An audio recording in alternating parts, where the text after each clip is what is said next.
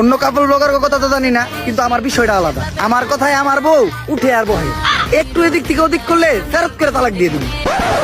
যাক কাকা, আপনি একটু বাইরে দিয়ে বহেন, আমি আর আমার ওয়াইফ রেডি হয়ে যাইতাছি।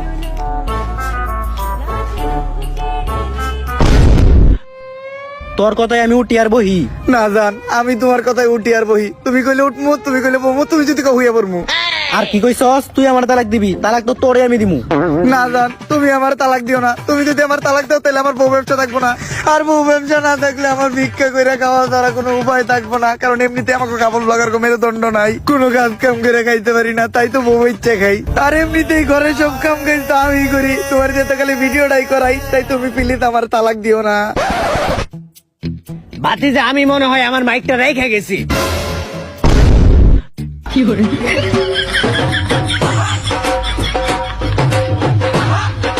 থাক বাতিজা, তুমি